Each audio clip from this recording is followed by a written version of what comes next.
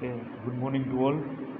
તો આજનું આપણે નવું ચેપ્ટર સ્ટાર્ટ કરીએ, યુનિટ 2, જેનું નામ છે ઇન્સ્ટ્રુમેન્ટ એર સપ્લાય સિસ્ટમ. બરાબર છે. આપણે નવું ચેપ્ટર અત્યારે સ્ટડી કરી છીએ. બરાબર.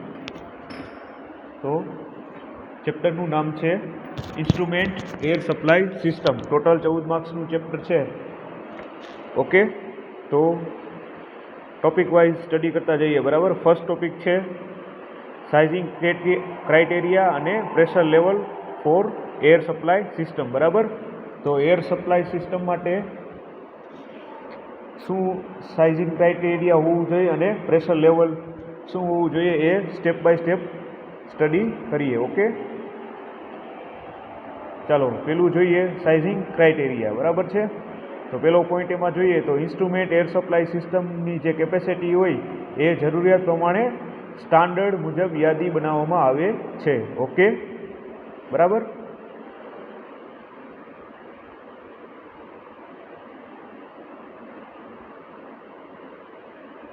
તો એ સ્ટાન્ડર્ડ મુજબ યાદી બનાવવામાં આવે છે. રેડી. બીજો પોઈન્ટ જોઈ લઈએ. તો આ જે યાદી બનાવ્યા બાદ એ પણ જાણવું જોઈએ કે એક સમયે કેટલા આપણે ન્યુમેટિક ઇન્સ્ટ્રુમેન્ટ હોય એને ઓપરેટ કરવામાં આવશે. બરાબર. ઓકે, તો જે કાંઈ સ્ટાન્ડર્ડની યાદી બનાવી, બરાબર, તો એ સમયે કેટલા એમાં ન્યુમેટિક ઇન્સ્ટ્રુમેન્ટ ઓપરેટ કરવામાં આવશે એ પણ આપણે જાણવું જરૂરી છે. ઓકે, તો નેક્સ્ટ પોઈન્ટ જોઈ લઈએ એમાં. હવે ઘણા જે ઇન્સ્ટ્રુમેન્ટ હોય એને કન્ટિન્યુઅસ જે એર સપ્લાય છે એની જરૂરિયાત રહેતી હોય છે, અને ઘણા ઇન્સ્ટ્રુમેન્ટમાંથી એમાં સતત જે છે એર બ્લાઇન્ડિંગ થતી હોય. બરાબર છે. તો ઘણા બધા ઇન્સ્ટ્રુમેન્ટ એવા હોય કે એમાં કન્ટિન્યુઅસ જે એર સપ્લાય સિસ્ટમ હોય એની જરૂરિયાત રહેતી હોય, અને એમાં જે ઘણા ઇન્સ્ટ્રુમેન્ટ હોય એમાંથી જે સતત એર બાઇન્ડિંગ થતું હોય. બરાબર. નેક્સ્ટ જોઈ લઈએ. તો ઘણા બધા જે એપ્લિકેશનમાં ઇન્સ્ટ્રુમેન્ટ એર સપ્લાય લાઇનની જે લેન્થ હોય એ વધારે હોય. બરાબર. તો જે કાંઈ એપ્લિકેશન હોય ઘણી બધી એમાં ઇન્સ્ટ્રુમેન્ટ એર સપ્લાયની લાઇન હોય એ વધારે હોય છે, જેથી જે છે પ્રેશર ઘટવાની શક્યતા રહે છે. ઓકે, અને આવી બાબતોનું પણ ધ્યાન રાખવામાં આવે છે અને પછી એની યાદી બનાવવામાં આવે છે. રેડી. હવે જે ફ્યુચરમાં કેટલાક ન્યુમેટિક ઇન્સ્ટ્રુમેન્ટ હોય એને ઇન્સ્ટોલ કરવાનું હોય છે તેનું પણ આમાં ધ્યાન રાખવામાં આવે છે. બરાબર. આપણે ભવિષ્યમાં કેટલી જરૂરિયાત રહીએ કે ન્યુમેટિક ઇન્સ્ટ્રુમેન્ટ ઇન્સ્ટોલ કરવાનું છે તો એનું પણ આમાં ધ્યાન રાખવામાં આવે છે. બરાબર. હવે આ બાબતોનું ધ્યાન રાખીને ટોટલ કેટલી એર જરૂરિયાત છે એ નક્કી કરવામાં આવે છે. બરાબર. આ ઉપરનું જેટલા પોઈન્ટ જોયા એ બધી બાબતોનું ધ્યાન રાખી અને ટોટલ કેટલી એર જરૂરિયાત, એર કેટલી જોશે એ નક્કી કરવામાં આવે છે. બરાબર. હવે એરનો વપરાશ અને તેની કેપેસિટીની જરૂરિયાત એ આ નીચેના ટેબલ ઉપરથી આપણે જાણી શકીએ. ઓકે, તો જોઈ લઈએ. તો પેલું ખાનું છે ઇન્સ્ટ્રુમેન્ટ એર યુઝર, કે કેટલી જે છે એર ઇન્સ્ટ્રુમેન્ટમાં યુઝ થશે અને એમાં કેટલી કેપેસિટીની રિક્વાયરમેન્ટ રહેશે. ઓકે, તો સ્ટેપ બાય સ્ટેપ સ્ટડી કરતા જઈએ. તો પેલું છે કે બધા જ જે ઇન્સ્ટ્રુમેન્ટ એર પિલોટ હોય તો એના માટે કેટલી કેપેસિટી જોઈએ, ક્યુબિક ફૂટ પર મીટર, તો 0.50.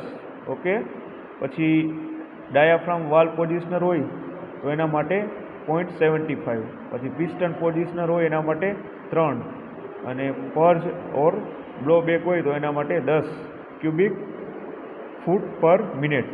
બરાબર. તો આ થઈ ગયું આખું જે ઇન્સ્ટ્રુમેન્ટની વપરાશ અને એની કેપેસિટીની કેટલી જરૂરિયાત એટલે કે રિક્વાયરમેન્ટ હોય એ આ ટેબલ ઉપરથી આપણે જાણી શકાય. બરાબર. ઈચ ઇન્સ્ટ્રુમેન્ટ એર પિલોટ હોય એના માટે 0.50, પછી ડાયાફ્રામ વાલ્વ પોઝિશનર હોય એના માટે 0.75, પિસ્ટન પોઝિશનર હોય એના માટે 3, અને પર્ચ અને બ્લો બેક માટે 10. બરાબર.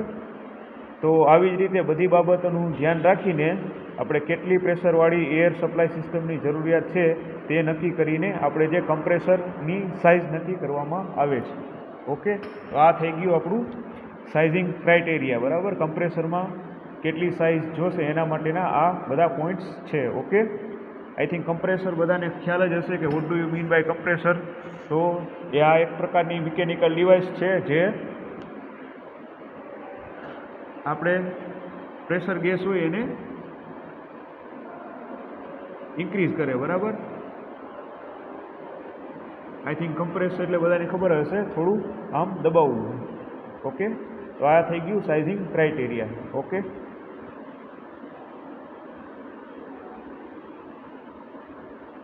એકવાર જોઈ લ્યો, બરાબર. Instrument air supply system chapter 2 14 માર્ક્સનું, જેમાં પહેલો ટોપિક આપણે સ્ટડી કર્યો સાઇઝિંગ ક્રાઇટેરિયા, બરાબર. એક વખત જોઈ લ્યો.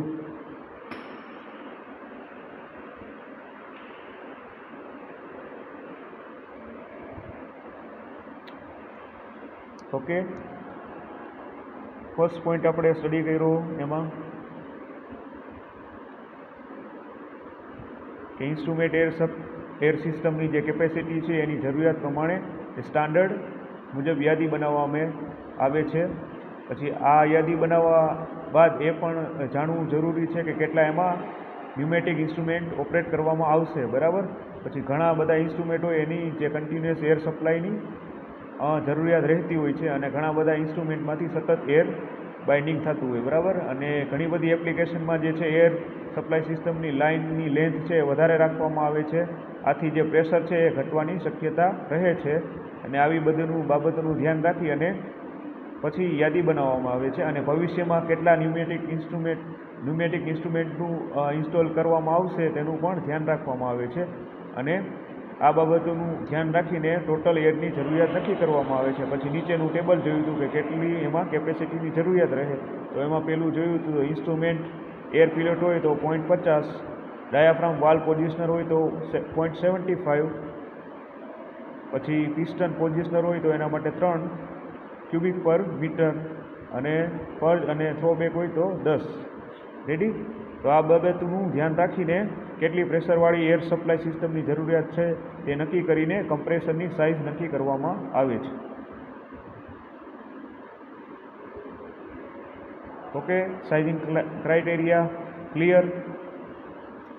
3 માર્ક્સમાં ફાઇનલ એક્ઝામમાં પૂછાઈ શકે, બરાબર, કે explain the sizing criteria of air supply system. Okay,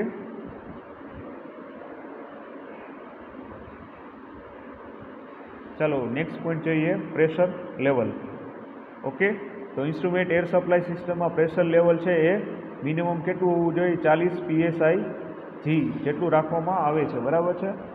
આ જે ઇન્સ્ટ્રુમેન્ટ એર સપ્લાય સિસ્ટમમાં જે પ્રેશર લેવલ હોય એ મિનિમમ 40 PSI જેટલું હોવું જોઈએ, બરાબર. PSI, બરાબર, જે એને યુનિટ છે પ્રેશર લેવલ માટેનું.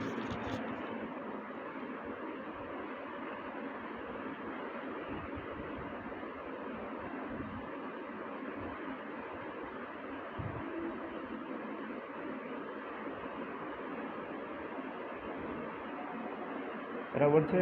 સ્ટેપ બાય સ્ટેપ પોઈન્ટ સમજ જઈએ. તો મોટે ભાગે 80 PSI થી કેટલી રેન્જમાં હોય? 80 થી 100 PSI જેટલું જે છે પ્રેશરનો ઉપયોગ કરવામાં આવે છે, બરાબર. તો આટલી રેન્જમાં જે છે એ પ્રેશરનો ઉપયોગ કરવામાં આવે છે. નેક્સ્ટ પોઈન્ટ જોઈએ તો જ્યારે વધારે પ્રેશર સોર્સની જરૂરિયાત ઊભી થાય ત્યારે પિસ્ટન અને સિલિન્ડર પર વધારે ટોર્ક આપવામાં આવે છે, બરાબર.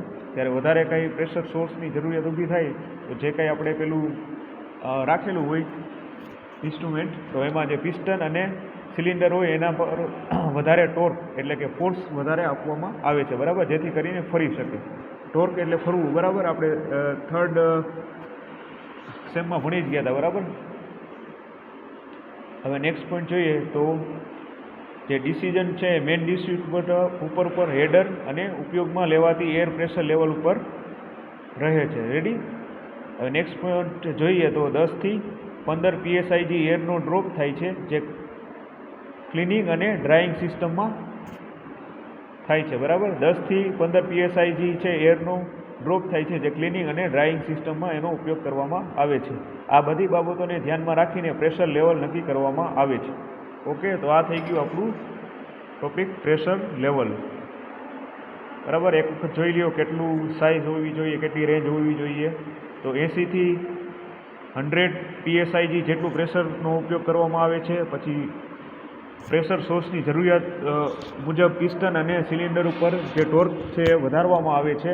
પછી મેઇન ડિસિઝન ડિસ્ટ્રીબ્યુટર હેડર ઉપયોગમાં લેવાથી એર પ્રેશર લેવલ ઉપર રહે છે અને 10 થી 15 PSIથી એરનો ડ્રોપ થાય છે, જે ક્લિનિંગ અને ડ્રાઇંગમાં જે સિસ્ટમ છે એમાં ઉપયોગ થાય છે અને આ બાબતોનું ધ્યાન રાખીને પ્રેશર લેવલ નક્કી કરવામાં આવે છે. ઓકે, તો આજના લેક્ચરમાં આટલું રાખીએ. નેક્સ્ટ લેક્ચરમાં વધારે બીજા ટોપિક સ્ટડી કરશું. ઓકે, તો આજનું ટોપિક આપણે સ્ટડી કર્યો ઇન્સ્ટ્રુમેન્ટ એર સપ્લાય સિસ્ટમ, જેમાં સાઇઝિંગ ક્રાઇટેરિયા અને પ્રેશર લેવલ ટોપિક આપણે સ્ટડી કર્યા. ખાસ આ વાંચી લેજો, બરાબર છે. નેક્સ્ટ લેક્ચરમાં વધારે ટોપિક સ્ટડી કરશું.